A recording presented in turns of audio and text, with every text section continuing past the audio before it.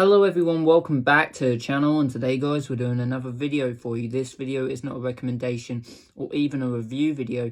This is actually my prediction review from the Premier League. Obviously the 2024-25 season has now come to its conclusion. And I thought I'd look back at what I said all them many months ago about who would finish where and why I thought that. So we're going on my table and then the actual table, and then I'll tell you guys why I believe that team finished there, or why I believe they should have finished elsewhere if circumstances were different. So I'm just going to tell you why I put this team in that place, and then if they had a good season, bad season, so forth, so forth. Guys, if you're enjoying the content, leave a like, comment, and subscribe. Keep telling all your friends, family, colleagues about this channel, and if you're on YouTube yourself, your subscribers. But for all my TikTok fans, keep following me for more content that is on the way soon. So, yes, what I'm going to do, guys, is go from the bottom upwards. And, like I said, go from my table and then the actual table. So let's start this off. So my table, I predicted that Ipswich Town would finish bottom, and actual fact, Southampton finished bottom, and it looked like Southampton for a while was going to beat Derby's record of lowest points. They actually lost more games than Derby did in the season that Derby finished with the lowest points. So Derby lost 29 overall, Southampton lost 30, which is a record that no club wants, believe you me.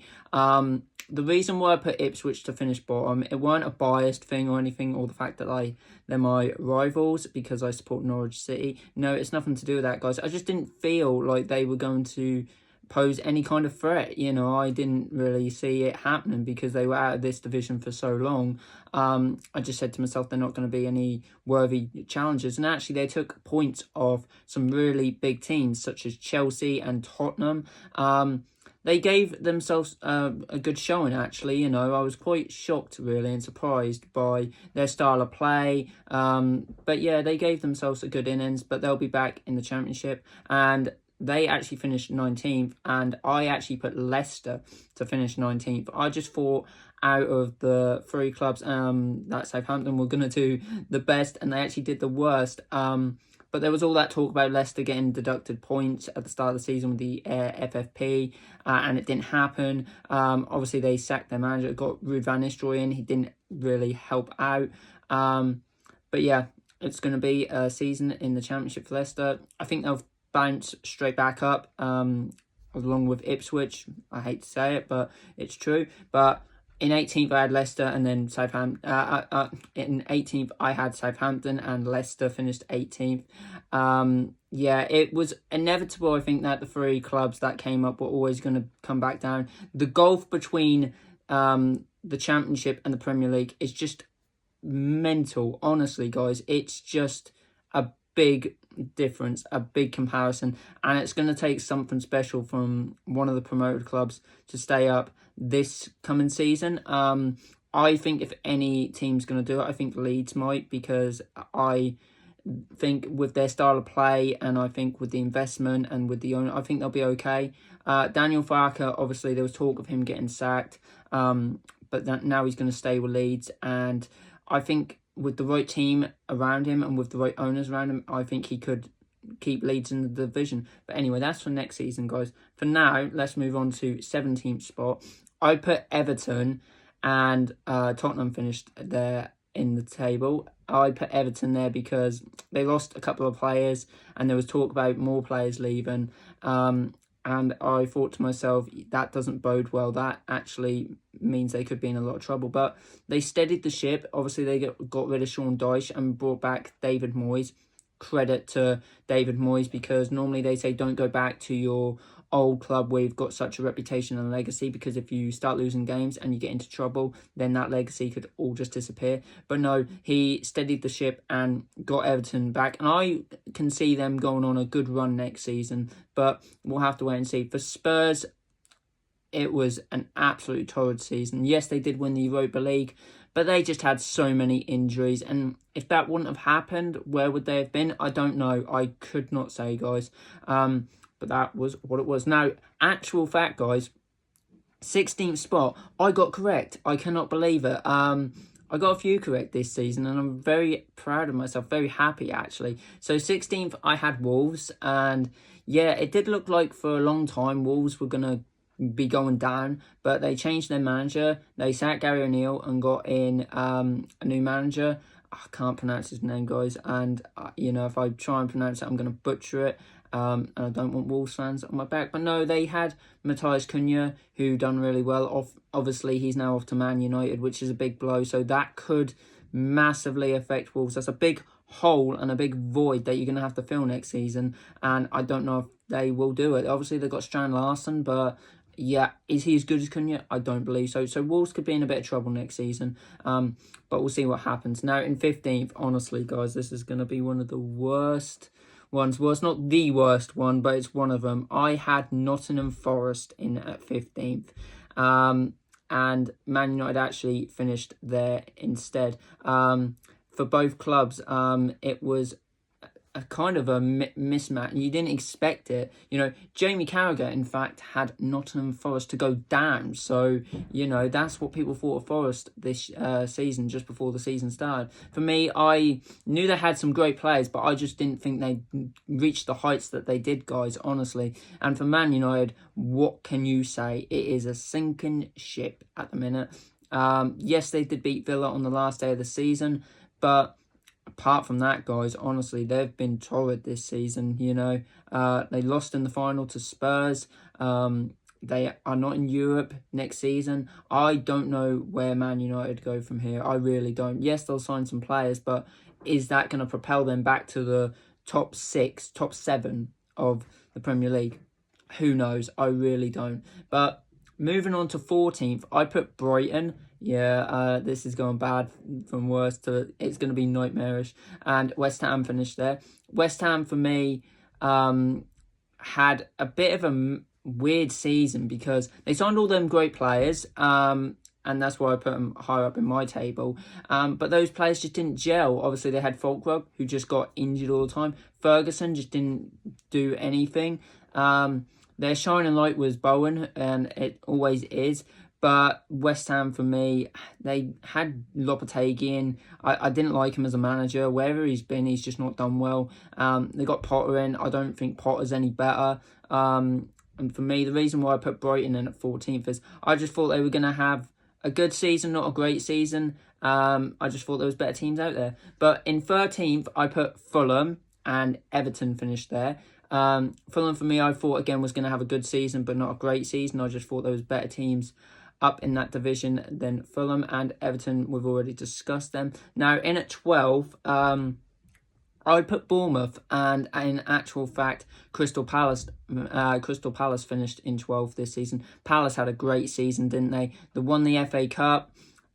They've done well in the league. Glasner is obviously going to be looked at by many clubs. He's already been looked at by RB Leipzig.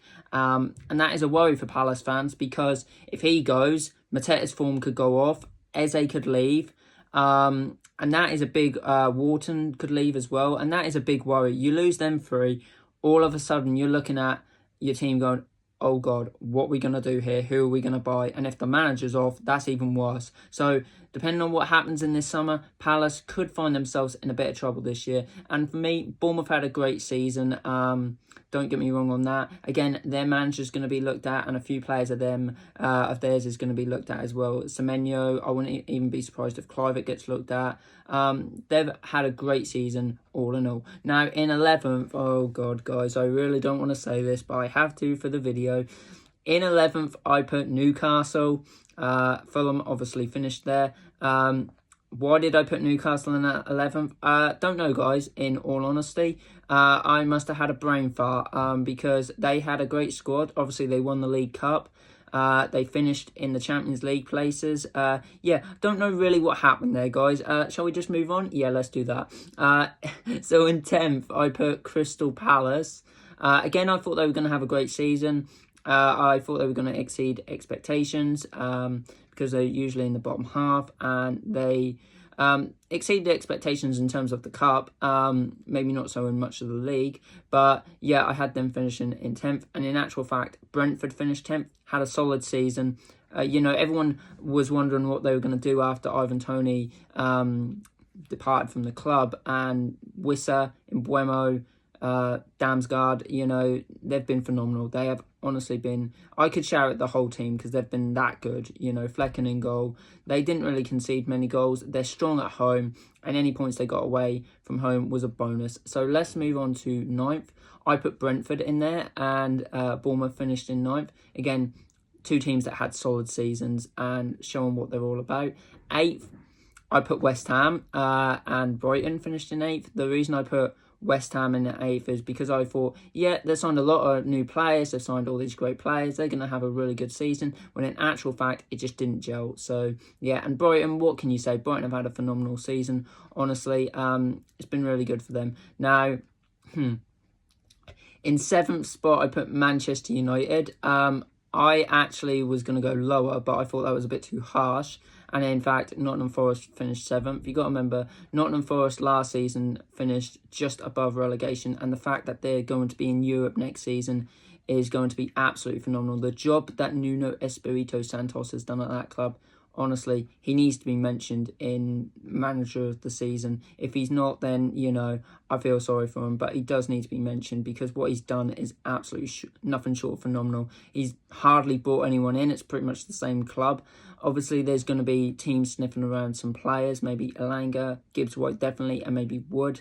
Murillo maybe as well. But, yeah, Nottingham Forest fans should be so pleased that your team has come from the brink of relegation to going to Europe next season. Honestly, I will be supporting Forest all the way because they really do deserve it.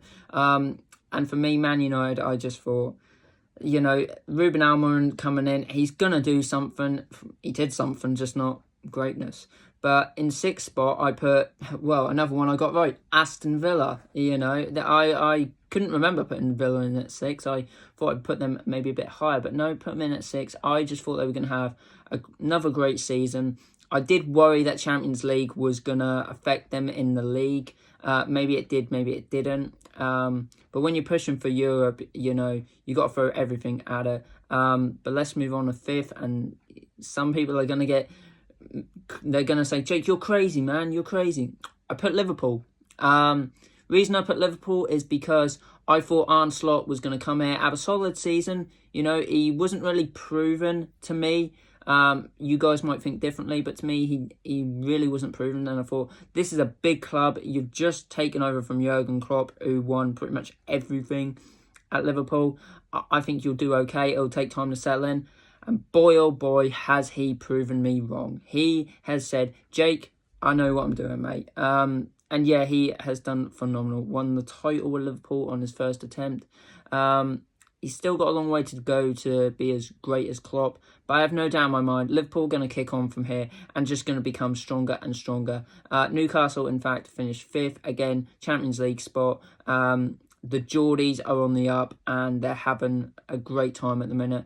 And I think, you know, this might keep Isak at the club, maybe, but we'll wait and see on that. Now, 4th, I actually got this one right again. And again, start of the season, guys, many people came to me and said, Jake, you are crazy. Even my closest friends, my best friends, who one is a Chelsea fan, came to me and said to me, Jake, you're crazy. This is not happening. I put Chelsea in at 4th, and everyone just called me a lunatic. But no, I got it correct, and I'm pleased because I said to myself, Chelsea is going to have a great season. Cole Palmer is going to be firing them back to the Champions League where they deserve to be. He's had a mismatched season. He's still been great, don't get me wrong.